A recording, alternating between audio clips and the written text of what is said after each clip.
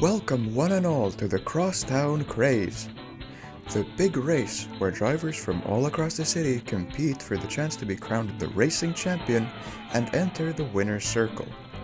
Let's not be late. First, let's review the rules. The game has 3 rounds of racing. Beat your opponent and you'll move on to the next round. Win all 3 rounds and you'll be crowned the racing champion. Along the way, there will be a number of obstacles to avoid, from least to most severe. There's also a number of bonuses. The repair kit, the speed boost, and this mystery brick stack. Curiously, the former 2 are made up of some long retired printed tiles. Next, a quick explanation of stats. While most of them are quite self-explanatory, the weight stat is perhaps a bit ambiguous. Weight only affects how much you're slowed down by hitting obstacles. It has no bearing on interactions between vehicles. Those are instead determined by the current speed of the vehicles, with higher speed meaning higher knockback dealt. Now, let's choose our racer. Out of the gate, we only have 3 to choose between, with 3 more locked until further notice. Let's take a closer look at the vehicles available to us. First, we have the monster truck. Sponsored by New Tires, this vehicle is the sturdiest and heaviest you'll find in this roster. What's the point of going fast if you can't just plow through obstacles without concern? It sports a green and white color scheme, with some spiffy green headlights, and a license plate that lets us know that this is the big one. Next, we have the pickup truck. Sponsored by Selfish, this thing is fairly well rounded, with good top speed and acceleration, and decent everything else. It's mostly yellow with touches of black, and an interesting design here at the back. Are these meant to represent skis, or something else? Let me know your thoughts. Finally, we have the minibus. With stickers advertising the bullet run, this thing is even more well-rounded than the racing truck. It's mostly black, with a nice blue underglow, cleverly represented simply through blue bricks. I think we'll go with this one. Preparing for the first race, we see our opponent is the aforementioned monster truck. Ready, set, go, and we're off towards the finish line. We managed to take a good lead right away, and with the first course being the shortest, that should spell victory for us.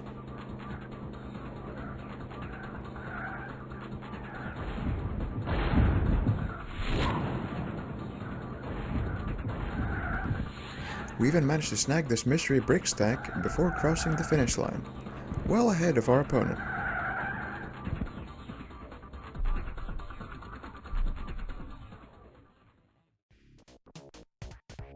After the first victory, I feel confident going into the second race.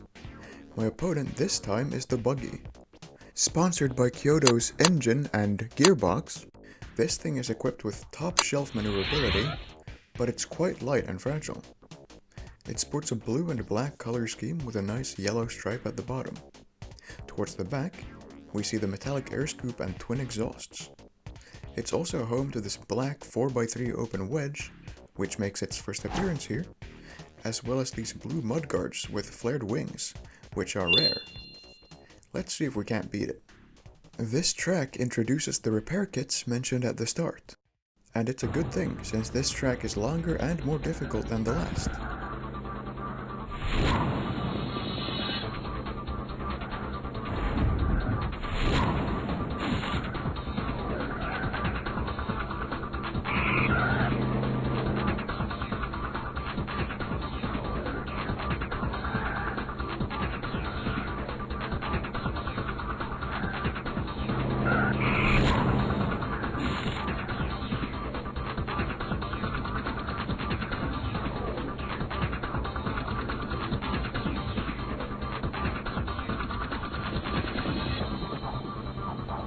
In the end, we come out on top here too. One more to go.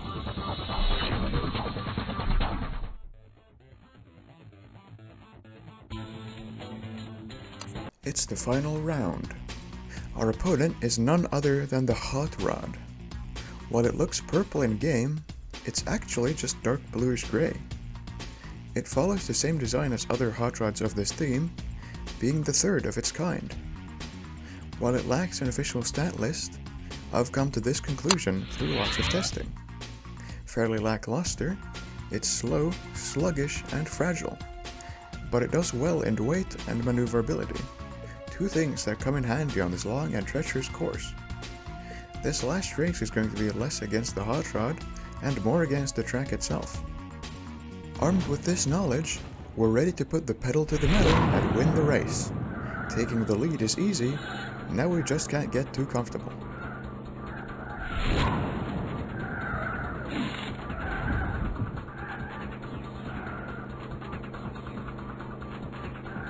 This race is taking a while though. Why don't we have a look at some of the buildings in the background while we're at it? Starting with this workshop, we have this 6x12 tile with studs on the edges, which makes its first appearance here. But let's remove it so we can see inside better. Inside, we have a number of different tires, what I'm assuming to be a fuel pump, as well as this bed that can be raised and lowered. The wall next to it can also swing open and features several different sponsors. Speaking of which, both renders of it in-game are quite odd, with the wall being swung open and another wall and roof made purely of these one-wide plates being in its place. Yet there's also this hole in the wall. Anyway, on the bed we have... what? Ah!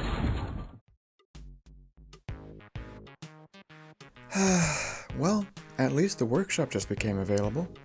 While our ride is being repaired, let's continue our overview. As I was saying, we've got this black car with lime green, red, and metallic silver accents, as well as some cool demon headlights.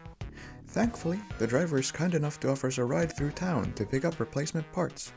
Our first stop is this car shop.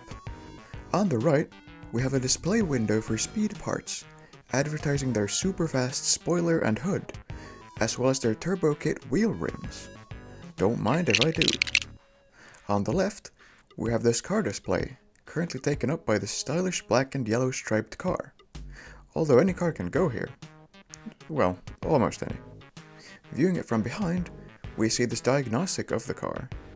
Though looking closer, that car isn't from this set at all. But it's a neat reference. Featured alongside this build, we also have a flag and some spare wheels. Neat. Next, we have this gas station. As we can see, it's open 24 hours a day. That said, we can't see much else. Let's lose the roof. Underneath, we've got two refueling stations, appropriately numbered 1 and 2. We've also got these handlebars on either side, which I have no idea what they're meant to represent. Please leave your thoughts in the comments. On the other side, we have some spare suspensions and another spare wheel. Next to that, we have this vending machine and a fire extinguisher. Finally, we have a door that's very out of scale for any theoretical drivers, and beyond that, perhaps the puniest interior ever. Though of course, that's in no way the focus of this theme. Speaking of some of those outdoor amenities, we have some cars to go along with them. First, this soft drinks bus, which I just love the design of. Something about these cars that are built like bricks just does it for me. The branding also cleverly reuses the Frankenstein's monster head from the Jumpmaster. Second, the Fire Chief's car, which is actually the only appearance of such a vehicle throughout all of Tiny Turbo's. Certainly better than just another police car. Returning to the workshop, we can repair our minibus just in time for the next race. As a quick aside, we can now see that we've made some progress towards unlocking the buggy, thanks to the bricks we collected. As for the code you can enter, well, between you and me,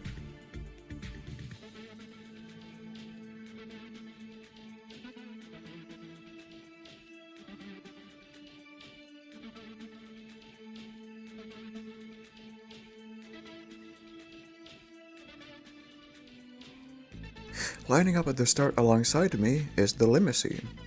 Stats-wise, it's almost the same as the monster truck, the only difference is being slightly higher acceleration and maneuverability in exchange for slightly less weight. It has the biggest hitbox of any car in the game, and has the highest stat total of all cars in the game. It's black and grey, despite looking brown in game, has some spiffy skylights, and is built like an absolute brick. Anyway, let's try this again.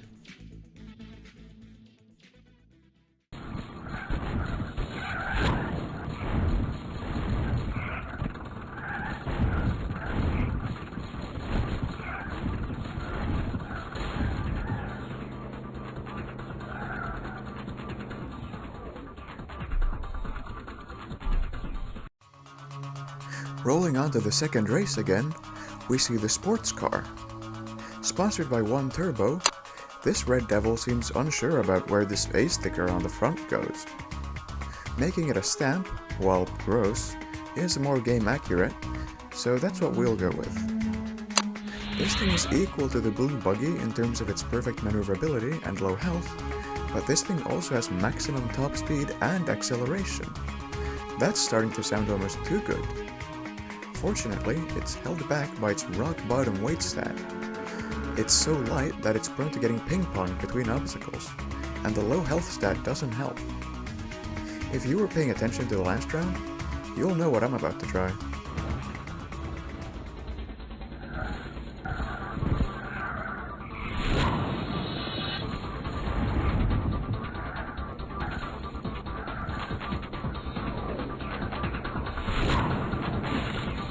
Notice how heavily it's affected by obstacles?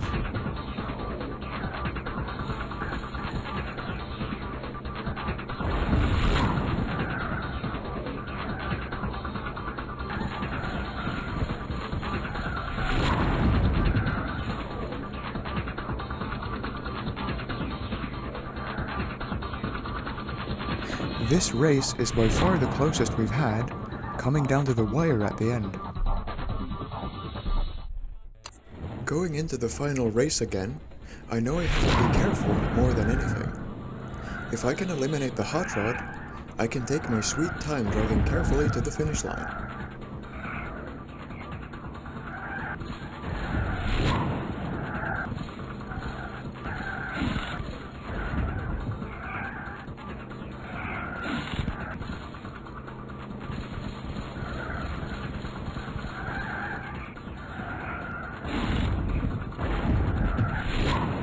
With that sorted, we just have to make it through this hazardous course ourselves.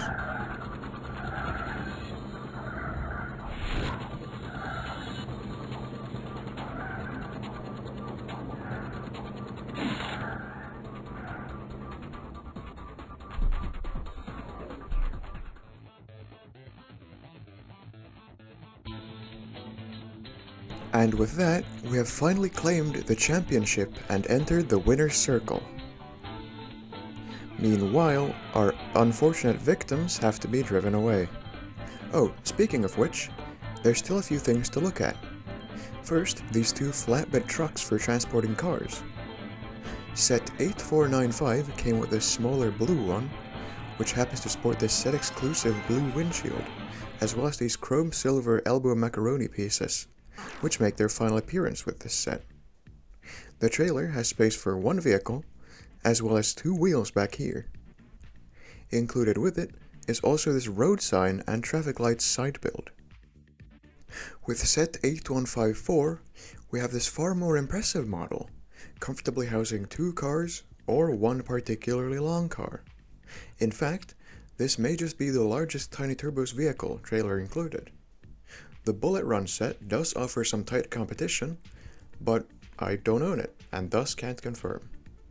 Moving on, the wheels of the trailer line up with this 5-stud wide build elegantly, using an array of jumper plates. There's also far more room for storage, though it's a little less convenient to reach. Looking at them side by side, you begin to notice that the smaller blue one is a bit odd. Its windshield is really awkwardly placed, and that combined with the air scoop and exhausts makes me think it was meant to be more of a racing truck. That said though, I don't think haphazardly slapping race car elements on a truck quite worked out here, personally. Back to the white truck, I must say I love the interplay between this trailer and the tuner workshop, the way cars can be loaded from one to the other quite seamlessly. Unfortunately for both, They have a very limited array of cars that can fully, comfortably sit on the beds, as a lot of them have wheel types that don't quite fit, or they just bottom out on the studs.